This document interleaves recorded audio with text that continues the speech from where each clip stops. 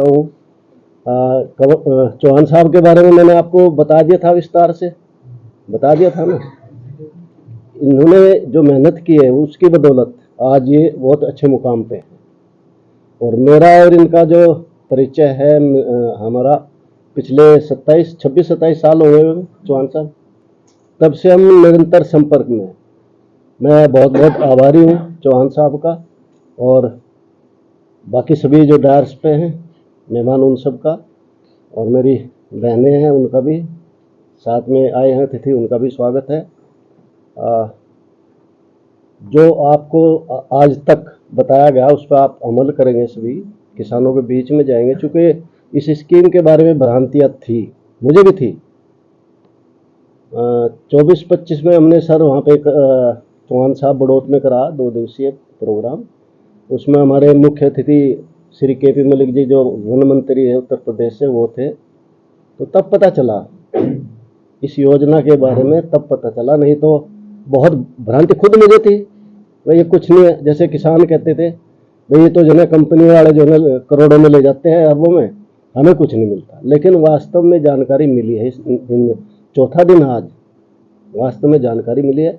आप सभी जब किसानों से मिलेंगे, जो जानकारी आपको 2 दिन में यहाँ मिली है, वो बड़े विस्तार से प्यार से किसानों को समझाओगे, कन्विंस करोगे। समय का अभाव है, मैं एक बार फिर स्वागत करता हूँ, धन्यवाद बाद में करूँगा। Thank you.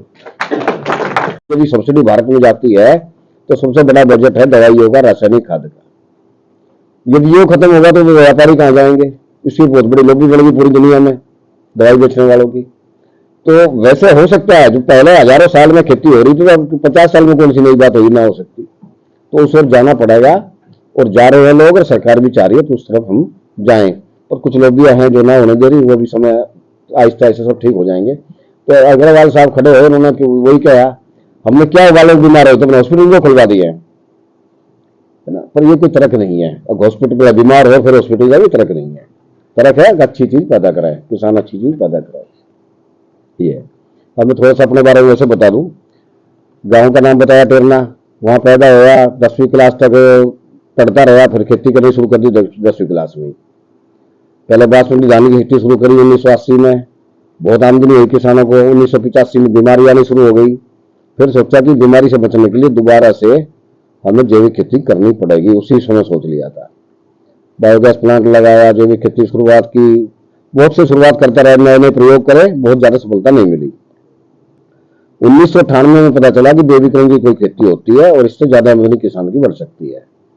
तो बेबीकॉर्न की खेती 1998 में शुरू करी। 18 सितंबर 1998 में पहली बार बोया। उससे इतनी आमदनी हुई जितनी गेहूं और धान दोनों जोड़ लो उससे भी ज्यादा हो गई। 2 महीने खेती में, 3 महीने खेती में। तो उस अपना लिया, हमने भी अपना लिया, पड़ोस के किसानों ने भी अपना लिया, फिर पूरे गांव ने आहिस्ता आहिस्ता अपना लिया। थोड़ा बहुत तो बेच लेते थे, INA मार्केट तो सरोजनी नगर थोड़ा बहुत था, या 5 स्टार होटल में थोड़ा बहुत बिकता था, उत्पादन ज्यादा हुआ। तो 1999 में नुकसान भी हुआ। फिर आजादपुर मंडी में जहाँ खुम्बी बेचते थे वहां बेचना शुरू करा। उसके बाद ना भी तो जो इंडस्ट्री प्रोसेस करती थी, थाईलैंड से इंपोर्ट होता था, और उन इंडस्ट्री को दिया और उन्होंने डब्बा बंद करना शुरू करा। उसके बाद अपना डब्बा बंद यूनिट लगाने की कोशिश सोची 1999 में, और 2009 में पहली यूनिट लगाई, 2012 में दूसरी, 2016 में तीसरी, 2019 में चौथी। तो 4-5 यूनिट जब हमने लगा ली तो उसमें हमारे यहाँ 500 महिलाएं काम करने लगी, और लगभग 10,000 किसानों की आमदनी 4 गुनी हो गई, क्योंकि हमने किसानों को मिनिमम गारंटी प्राइस दिया 4 फसलों का, जिसमें बेबीकॉर्न, स्वीट कॉर्न, मशरूम और टमाटर, जो सरकार भी नहीं देती थी। हमने अपनी इंडस्ट्रीज में हम खरीदते थे मिनिमम गारंटी प्राइस पर, आज भी खरीदते हैं। आज तो इंडस्ट्री तो उससे भी ज्यादा होगी। अब तो हमारे साथ जो लोग थे, कोई अकाउंटेंट था, कोई ड्राइवर था, सबने इंडस्ट्री लगा ली। मतलब सब सीख के सब लगाते जा रहे हैं, और हम भी सब उनका प्रोत्साहन कर देते हैं। ऐसा नहीं कि हम अकेले करते रहे। देश में कोई बात यदि फैलती जाती है तो अच्छी बात है, वो जरूरी बात है। यहाँ से बड़ौत भी जाए, बड़ौत से आगे मुजफ्फरनगर भी जाए, सहारनपुर में भी जाए। तो मेरा मानना है कि जिस जिले में जहां जो चीज पैदा हो रही है उसको प्रोसेस जरूर करना चाहिए, ताकि किसानों का माल बिक सके। जैसे उत्तर प्रदेश में गन्ना मिल है, यदि गन्ना मिल ना हो और गन्ना ज्यादा बो दिया तो फिर कहाँ ले जाएंगे उसको? या कोल्डी हो या गन्ना मिल, शुगर मिल हो, कोई ना कुछ तो होना चाहिए ना प्रोसेस करने के लिए। इसी तरह हम सब्जियां पैदा करते हैं तो उनको प्रोसेस करने के लिए भी होना चाहिए। देखो अनाज और चावल तो ज्यादा बचाने की जरूरत नहीं, तो अपना बोरी में भरे स्टोर किए जा सकते हैं, पर सब्जियां स्टोर नहीं हो सकती। सब्जियों को तो प्राइमरी प्रोसेसिंग करनी पड़ेगी जरूर, चाहे अचार बनाओ उसका, चाहे उसको कैनिंग करो, कुछ भी करो, ये करना पड़ेगा। तो भारत सरकार भी जोर दे रही है। भारत सरकार की बहुत सी योजनाएं हैं इसके लिए, जैसे पीएमएफएमई है।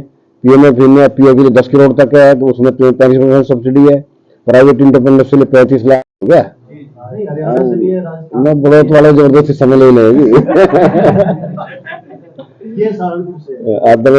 डॉक्टर जेके शेरान जी, जो हमारे पुराने साथी रहे हैं, ये भी एक चलती थी ट्रेनिंग मधुमक्खी पालन की। तो आप एडीओ बी कीपिंग थे हरियाणा में, सर्विस में थे हरियाणा गवर्नमेंट में।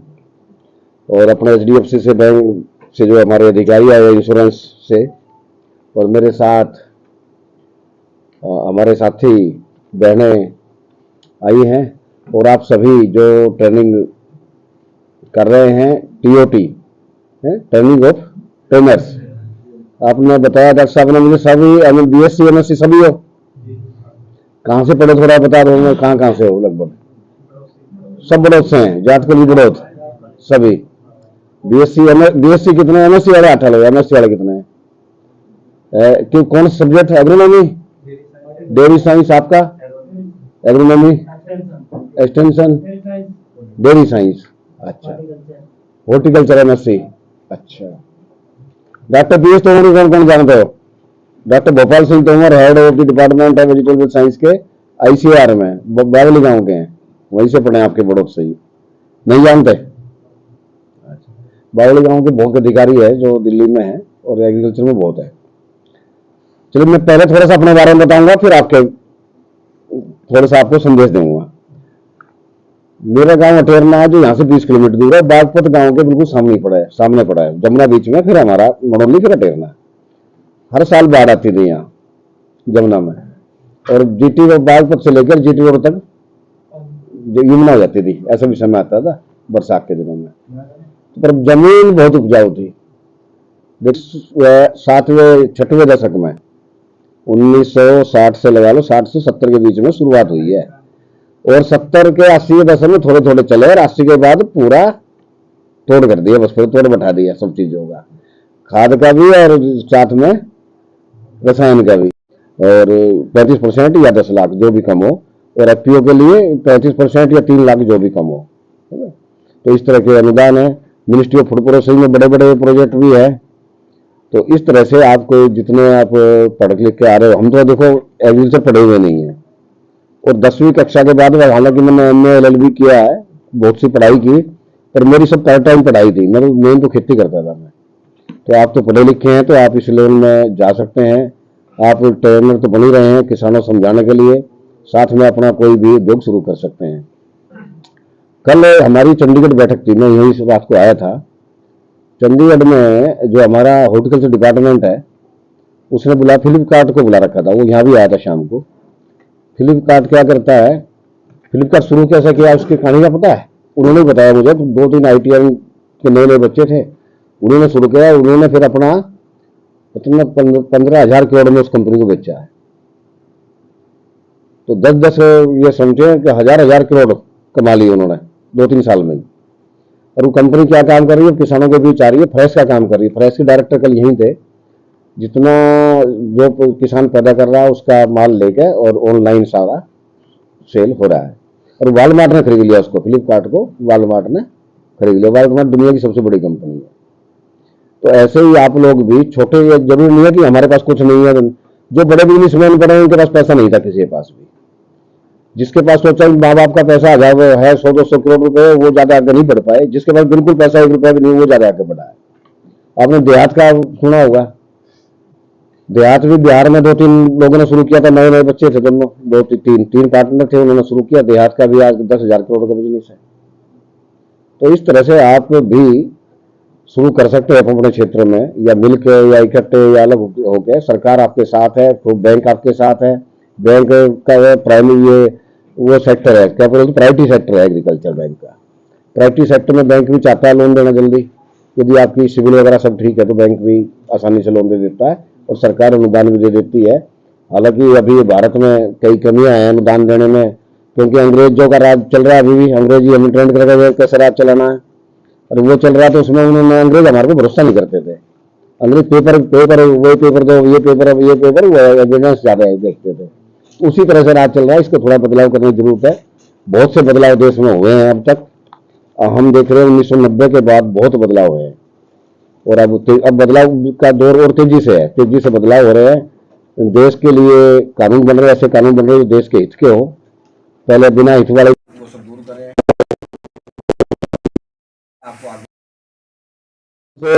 बीएससी और एमएससी करके जाओ ना, कंपनी नहीं पकड़ लेती है, हमारे खाते हुए बेचो, है ना। उनकी बड़ी भूमिका रही है। उत्पादन बढ़ाने में कहे या जहर उत्पादन करने में कहे, कौन सी चीज कह सकते हैं? दोनों चीज, उत्पादन भी बढ़ा है, देश का उत्पादन भी खूब बढ़ा है, और आदमी खाकर बीमार भी खूब हुए हैं। और अभी एक कंपनी है धानुका का, किसने नाम सुना? सबने सुन लिया होगा। धानुका के मालिक है आरजी अग्रवाल। परसों बुला रहे हैं मुझे, वो परसों उनका कोई किसी होटल में है, मुझे भी बुला रहे हैं, पर मेरे तो डर तो थोड़े ज्यादा है। वो लखनऊ में एक मीटिंग चल रही थी, मीटिंग चलते हुए पंजाब का जैविक खेती में बोल लिया आधा घंटा, 10 मिनट में भी बोल गया। हमारे अग्रवाल साहब पर रुके न गया, सारा चेयरमैन थे, चेयरमैन ने छोड़ और माइक पा गए सीधे। उसने कहा जी वो दिन भूल गए भारत, जब कटोरा लेकर अमेरिका के सामने भीख मांगता था, मेरी हमारी तो मेहरबानी है दवाइयों की, जो हमने जो है अंडमान के भंडार भर दिए। पर की ये बात नहीं है, भंडार तो भरे हैं, पर हम चाहते हैं जो उत्पादन हो, किसान जो उत्पादन करे वो स्वास्थ्यवर्धक हो, उससे आदमी खाकर बीमार ना हो, ऐसे भंडार भरो तो फिर कुछ पॉजिटिव बात है। नहीं तो फिर इसे ऐसे भंडार का फायदा क्या जिससे खाकर बीमार हो आदमी। तो आपको कौन सी भूमिका निभानी है? वही भूमिका आप सबको निभानी है कि कम से कम खाद का प्रयोग करो, कम से कम रसायन का प्रयोग करो, मित्र कीट खेत में होने चाहिए, प्राकृतिक का बैलेंस बना रहे। तब की खेती जो पहले होती थी 50-60 साल पहले जो खेती थी वो वास्तव में प्राकृतिक अनुकूल खेती थी। अब प्राकृतिक अनुकूल खेती नहीं है, उस ओर हमें जाना है। एक तो ये बात है सीधा सीधा, ये सब जानते हैं, सब ठीक है ना बात बिल्कुल। अब दिक्कत आती है इसमें कराई कैसे? पहले ना तो बीज के भी उसके बिना उत्पादन होगा, खाद के बिना, रसायन एकदम हटा दिया तो वैसे जीरो हो गए, दवाई ना मारी तो कीड़े खा जाएंगे सारी को। अभी तो यही पोजिशन है ना, क्योंकि हमारे मित्र कीट है नहीं, इसलिए जो मित्र कीट जो दुश्मन कीट वो खाने वाले थे वो तो है ही ना, तो बीमारी जरूरी बात, नुकसान में जाएंगे। तो इसका हमें रास्ता ढूंढना है, बीज उधर से घटाना और इधर से बढ़ाना, थोड़ा थोड़ा घटाते रहो एक तरफ से और एक तरफ बढ़ाते रहो, पैरेलल में आ जाओ, और तभी ये सही रहेगा। तो इसमें क्या क्या अब तक यूनिवर्सिटियां जितनी खोज कर रही थी वो सारी रासायनिक पर कर रही थी। अब सब यूनिवर्सिटियों को आदेश दे दिया गया सबको, भाई ये रसायन के साथ साथ में जो इस पर भी जो पिड्डी का पिड्डी हमारे पूर्वज खेती करते आ रहे थे उस पर भी कुछ रिसर्च बढ़ाओ। तो यूनिवर्सिटी इसमें लग गई है, और आप देखा होगा कहीं कहीं जाओगे तो आपके पास ड्रम धरे पाएंगे, कहीं कहीं गौमूत्र से गोबर से कुछ भी ना कुछ बना के। फिर ट्राइकोडर में अभी एक MCIPM संस्थान है ICR में, अब हमारे बराबर गाँव जो खुली वहां आए थे वे।